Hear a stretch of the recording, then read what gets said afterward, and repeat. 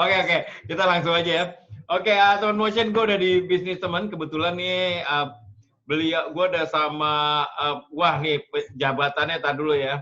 Ini dulu soalnya anak gaul Bandung. Gue taunya karena kan lu kalau ketemu tuh di acara-acara gitu. Dan gue sempet pakai distronya dia. Beberapa kali acara gue H2C itu dikasih wardrobe sama airplane kalau lu masih ingat di awal-awal 2000-an sama Kang Vicky Satari ini dulu. Tapi sekarang jadinya apa ya Vicky ya berarti lo di Kementerian Koperasi dan UKM ini? Menterinya ya? Iya, gue diajakin sama Pak Menteri jadi tim saran-saran lah. Oh, waduh, staf khusus jabatannya mah staf khusus Menteri. Bidang pemberdayaan ekonomi kreatif lah ya. Kita diajakin gabung kan ini 25 tahun jadi pelaku dari bawah gitu kan. Kemudian tahu banget kalau ada pemerintah kita ini apa nih, udah skeptis duluan, udah curiga duluan kan. Betul. Terus kemudian dapat kesempatan kita coba yuk bareng-bareng ngerjain dari dalam pemerintah kan gitu. Kenapa enggak ya? Menarik juga kan gitu. Mudah-mudahan bisa berkontribusi lah kurang lebih. Sebenarnya yang menarik sih jadi banyak, cuma untuk urusan yang satu ini ya tahun Notion ini ada urusannya. Karena kan gue sebenarnya banyak mau nanya, soalnya Vicky ini dari anak skena ya, he started this airplane bistro dari awal banget. Gue inget mungkin dia salah satu legendnya ya, pioneernya, bareng sama beberapa teman yang gue kenal juga lah di Bandung lah, yang sampai hari pun masih ada. Tapi sayangnya airplane udah nggak ada ya, tapi yang lainnya masih ada nih beberapa ya. Nah si Kang Vicky ini, gue sebenarnya memanggil bapak karena dia pakai batik. Tapi bawahannya masih pakai jeans, Pak. Beneran lihat. Oh iya. Oke. Nah, karena ini ada hubungannya sama sekarang ya, terutama di pandemi ini ya, Vicky ya. Mumpung kebetulan lo juga di Kementerian Koperasi dan UKM. Sekarang kan UKM jadi banyak nih, ya, semenjak pandemi, ya nggak? Ya dari siapapun kayaknya bikin UKM dari Rodies Band sampai akhirnya IO yang besar-besar pun akhirnya mereka bikin UKM gitu. Nah, gimana kalau lo sendiri as before lo kan hitungannya UKM juga ya. Nah, terus ngelihat kondisi sekarang dengan UKM-UKM yang ada ini gitu. Ya, pertama UKM memang dari dulu sih kalau banyak mah banyak, tapi benar nambah. Karena isunya kan kalau boleh ngomongin angka nih ada 64 juta berdasarkan data si pelaku UMKM dulu awalnya. 64 juta? 64 juta bro. Jadi 63 jutanya itu adalah usaha mikro. Usaha mikro itu yang non formal, yang PKM, gitu ya, yang warung petani, yang benar-benar formal lah. Ini isunya kenapa? Karena memang di sektor formalnya nggak bisa nyerap tenaga kerja bro. Betul. Jadi gede nih yang kecil-kecil gitu ya. Sedangkan usaha kecil itu ada 600 ribuan, usaha menengahnya ada 50 ribuan. Gitu. Dan sekarang ini posisinya nambah ketika yang sektor formal tadi juga akhirnya kan ada yang putus hubungan kerja, ada yang diperpanjang kontraknya, ada juga yang memang nggak ada entrepreneur juga ya. Maksudnya tadi orang kreator juga lagi nggak ada show gitu, nggak ada pekerjaan. Akhirnya jadi bikin usaha kan ini tambah banyak lagi memang. Betul. Ini kondisi penuh tantangan sih dalam kondisi hari ini ya. Tapi memang ada juga yang memang ini blessing in disguise, ada yang dapat momentum nih justru positif. Banyak juga. Jadi contoh kayak si APD. Jadi kemarin tuh kita ngebantuin pemain-pemain bisnis fashion juga yang produksi industri konveksi ya, produksi baju gitu untuk pivot ke bikin APD, kayak bikin masker kain gitu ya. Plus juga sekarang memang kalau ngomongin pakaian nih, pakaian rumah tuh lagi dahsyat juga nih, daster gitu Pak. Karena kan kita di rumah terus kan. Iya betul. Bikin zoom-zooman, semua ibu-ibu juga banyak yang zooman juga akhirnya meet up-nya kan gitu. Virtual lah. Dan mereka pakai dasternya yang keren-keren gitu. Itu naik. Kita dapat datanya. Yang kedua itu kayak bisnis organik ya, herbal. Jadi produk food and beverages dari organik itu ini juga naik, bahkan ekspornya itu sampai dengan 400% naik. Wow, lebih tinggi daripada masa normal kemarin berarti. Benar. Dan juga lagi adalah kopi literan. Oh iya, gue juga dengar. Iya, betul. Sepeda lalu lah itu kan. Sepedanya gila bro. Sepeda itu di di Bandung aja gue kemarin ngelewat gitu ya, wah ini macet, titik kemacetan di Bandung tuh daerah itu udah ada lah, daerah Kosambi, Veteran. Wah itu macet banget. Jadi itu ada beberapa dan ada beberapa lagi ya yang memang dapat ini. Jadi artinya memang hari ini karena tadi UMKM berbeda krisis dengan 98 atau yang 2008 ini menjadi buffer. Ini sekarang memang yang paling terdampak karena isunya sebenarnya tadi physical ini ya, distancing ini. Betul. Distancing Betul. Karena memang kita masih punya pegang datanya ada baru 13% Pak dari awal 2000 yang kami ini onboarding digital. Oke. Karena kan isunya kan ketika dibatasi mobilitas ya artinya virtual ya, pakai online gitu. Betul. Ini masih sangat terbatas. Tapi lagi-lagi karena kita juga akhirnya dorong ini karena solusinya digitalisasi UMKM, kita dorong juga dari awal tahun ini udah ada sekitar 1,6 jutaan yang udah migrasi nih udah mulai. Wow, good. Nah, itu dia kan ini kan sekarang seperti yang tadi lo bilang gitu, berarti ini kan boomingnya edan-edanan karena ini kan salah satu metode namanya manusia untuk survive kan, ya nggak sih? Mereka usaha gitu dan yang namanya UKM ini satu usahanya orang untuk trying to survive di masa sekarang gitu ya, karena pekerjaan utamanya nggak bisa dilakukan dan maka jumlah UKM ini makin besar gitu. Dari mulai yang di gang sampai dibikin toko virtualnya juga ada gitu sekarang.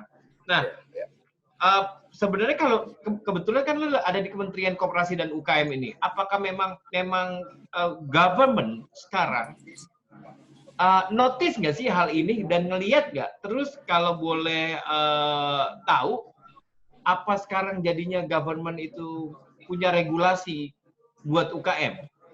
Gitu. Ya, jadi kalau notice pasti karena 99,9% tenaga kerja kita ini kerjanya di UMKM, bro. Itu satu. Yang kedua, kontribusi ke PDB, ke perekonomian nasional itu lebih besar daripada 60%. Jadi artinya 60+% lah ya gitu. 60,23% tepatnya. Artinya ya UMKM ini adalah benar-benar fondasinya ekonomi Indonesia, itu satu. Yang kedua kemudian tantangannya adalah bagaimana bisa, karena ini kan pandemi kurang lebih nggak direncanakan sebelumnya. Siapa yang merancangnya? Dan lu tahu sendiri lu tahu sendiri birokrasi, men. Which is panjang banget ya memang karena begitu peraturannya dan ya isu keamanan dan seterusnya nggak mudah juga ketika anggaran yang sudah didesain sedemikian rupa sejak tahun lalu, kemudian secara cepat harus diubah kan, di refocusing lah bahasanya kami. Ditarik dulu sama Kemenkyu dari kementerian lembaga, kemudian didesain lagi, dibapenaskan untuk perencanaannya sampai ke DPR-nya, persetujuannya, bikin perpu-nya, kan begitu, harus ada undang-undangnya gitu. Betul. Dan kemudian ketika disiapkan, didesain programnya, oke, kita butuhkan segera nih dana menggelontor ke masyarakat. Kemudian ada tantangan lagi adalah secara psikis, pejabat-pejabat terkait tiba-tiba mendapatkan dana ratusan triliun, puluhan triliun menjadi kuasa pengguna anggarannya, bro. Jadi penanggung jawabnya di satu orang. Betul. Dia juga kan ngeri-ngeri sedap juga gitu. Iya dong. Takut bermasalah juga kan gitu, dalam kondisi panik semua orang cepat itu juga. Tapi ini gue hanya pengen cerita background, bro. Berikutnya sebetulnya apa yang dilakukan pemerintah adalah kalau dari kita di Kemenkop UKM ini mendata. Kita pengen punya sampel yang presisi. Kita udah punya sampel 300 ribuan aduan, laporan dari seluruh pelaku. Kita bikin hotline, kita bikin e-form, ya pendataan dari dinas-dinas daerah. Kita ada 300 ribuan, by name, by address, by NIK, by longlat. Ya. Jadi geotaggingnya udah ketahuan. Kita udah pengen dapat profil, tapi juga dapat insight bisnis intelijennya gitu, bro. Pengen tahu sehingga intervensinya bukan hanya cepat, tapi tepat sasaran. Betul. Kan? Jadi untuk desain program, kita pendataan dulu, kemudian singkat cerita, bro, dari sekian banyak program. Yang pertama, pemerintah ini lagi fokus untuk mempercepat dana menggelontor ke masyarakat untuk naikin daya beli. Betul. Karena hari ini teman-teman pendengar Motion FM juga perlu tahu ada namanya PEN, Program Pemulihan Ekonomi Nasional. Itu untuk koperasi dan UMKM ada nilainya 123,4 triliun. Wow. Itu untuk bantuan likuiditas, bantuan kita berikan relaksasi pinjaman buat para pelaku usaha, tapi ini kan siapa yang mau minjem duit juga lagi kayak gini kan? Iya, takut. Iya. Takut. Nah, ini yang jadi akhirnya nanti kita ada selain memang bansos dari Kemensos yang udah bergulir ya dari sejak awal pandemi, itu udah kurang lebih dari informasi ada sekitar 15 jutaan yang menerima. Jadi istilah untuk survival mode masyarakat di bawah. Tapi juga kita siapkan yang namanya hibah modal kerja. Hibah itu maksudnya dikasih gitu aja gitu, Fik? Dikasih, tapi ini untuk usaha mikro kecil dan ultra mikro. Artinya ini yang harus dimanfaatkan untuk modal kerja bergulir lah ya, walaupun nggak besar, nilainya 2,4 juta, tapi buat usaha mikro dan ultra mikro tuh matters banget bro hari ini kan. Betul. Karena mereka kan putarannya harian kan. Iya. Jadi kita terus jagain ini. Jadi bansosnya untuk urusan perut, dapur dijagain, ada bantuan sembako, ya kan, sembako dan seterusnya. Sudah dipastikan aman, kemudian modal kerjanya digulirkan lagi, digerakin. Nah, sekarang untuk kalau misalnya ekonomi udah rada bergerak, likuiditas dari lembaga pinjaman, lembaga keuangan ya tadi gua bilang yang 124 triliun ini udah siap, udah ready. Iya. Dan distribusinya itu bukan hanya dari bank yang 124 triliun itu, dari koperasi, dari koperasi itu ada banyak banget, ada BLU, ya, PMT, bank wakaf mikro. Jadi distribusinya bisa mungkin memang dekat dengan aktivitas perekonomian masyarakat lah, kurang lebih gitu. Tapi tadi kan lo sempat bilang itu nilainya tinggi ya, dan barusan juga lo bilang itu sebenarnya nggak cuma dari bank gitu, bantuan 100 sekian triliun itu tadi. Nah, so far penetrasinya itu udah seberapa banyak? Karena kan belum lama kita lihat presiden marah-marah nih gitu di TV, men, ya nggak? Ini kok duitnya nggak turun-turun gitu. Nah, so what really happened dari 100 sekian triliun tadi, udah berapa persen penetrasinya sebenarnya? Kalau yang pen untuk UMKM itu sekitar baru ya. Kita bilangnya sih baru, memang nyaris 10%. Jadi sekitar berapa? 12 triliunan. Kenapa? Tantangannya ini tadi, ini memang disiapkan ketika ininya udah mulai bergerak, bro. Yang tadi di hulunya dulu nih. Dari bansos ke hibah modal kerja. Nah, ini udah ready. Jadi memang itu satu. Yang kedua, ini kan ada proses pengajuan juga, pelakunya juga harus aktif gitu kan, untuk menghubungi banknya, menghubungi koperasinya, menghubungi bank wakaf mikronya gitu, PNM-nya gitu ya. Jadi harus juga, karena nggak semuanya kita bisa handle sih. Kalau yang urusan itu. Iya sih, emang kayaknya sih somehow karena pengusaha-usahanya ini yang melakukan adalah benar-benar hitungannya baru dan mau dibilang semi pro ya nggak pro juga dong, Fik ya. Mungkin untuk tahu regulasi, cara dan lain-lain mereka mungkin agak kurang proaktif jadinya, ya nggak?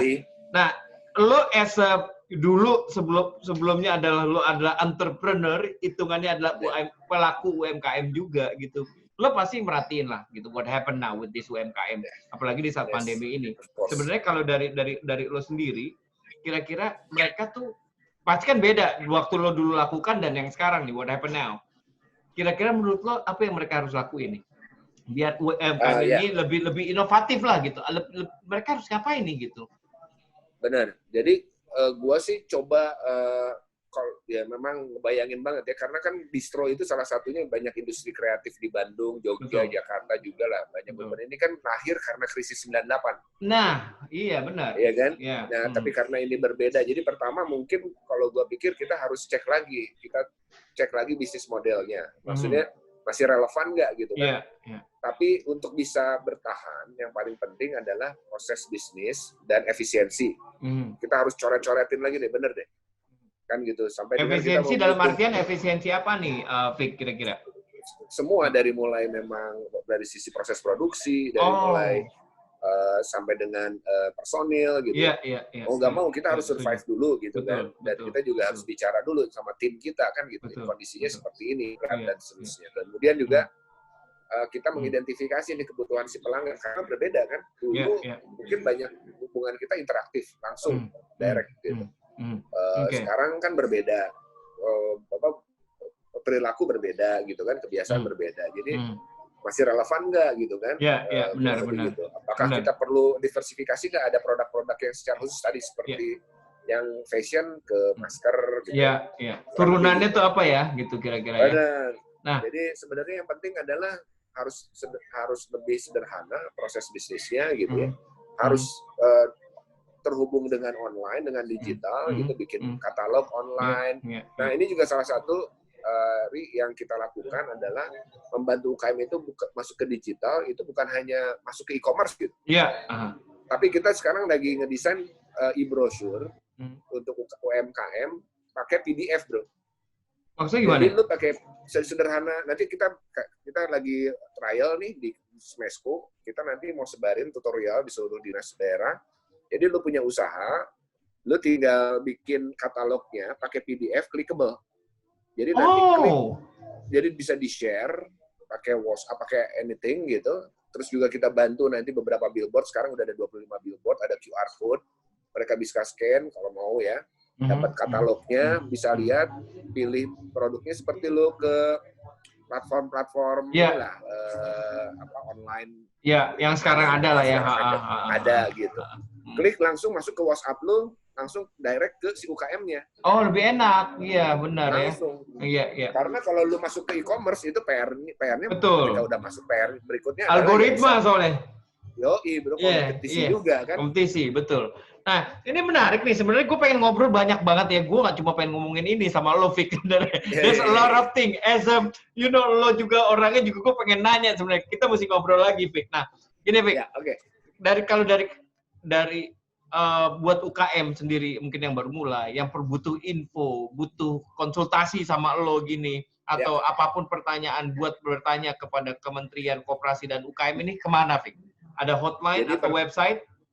Ya, jadi website tentunya ada kemenkopukm.go.id. Dan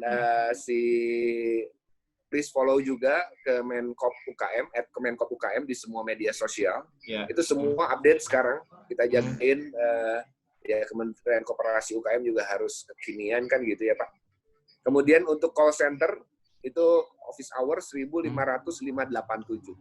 Oke. Jadi please di sana di website juga, bro, ada konsultasi hukum gratis, ada konsultasi kalau misalnya mau datang ke Smesco yang di Gatot Subroto di Jakarta, itu bisa ada klinik konsultasi gratis juga buat UMKM, ada expert yang standby office hour. Oke. Nice. Jadi itu kita benar-benar total nih kayaknya, kayak total ya. Nice. Oke, nah itu buat teman-teman Motion yang punya UKM atau baru bisnis ya, baru memulai usaha untuk trying to survive ini satu bantuan yang mungkin informasi ini jarang tahu gitu orangnya. Ini Vicky Satari ya, pelaku bisnis sebelumnya, entrepreneur, dan sekarang kebetulan di Kementerian Koperasi dan UKM udah akan ngebantu ini teman-teman semua, dan government benar-benar akan membantu kalian ya yang punya UKM. Gue jadi pengen bikin UKM nih kalau kayak gini. Gue terusin aja airplane-nya harus, bro. gimana. Harus.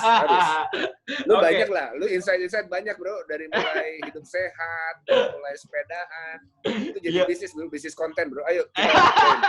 Iya. Oke, gini deh. Ini karena waktu sangat terbatas, gue pengen banget ngobrol sama lo lagi, Vic. Kita bikin webinar apalah namanya, biar orang kita kumpulin, mau nanya langsung boleh, Vic. Gimana? Setuju gak? Ayo. Oke, kita bikin.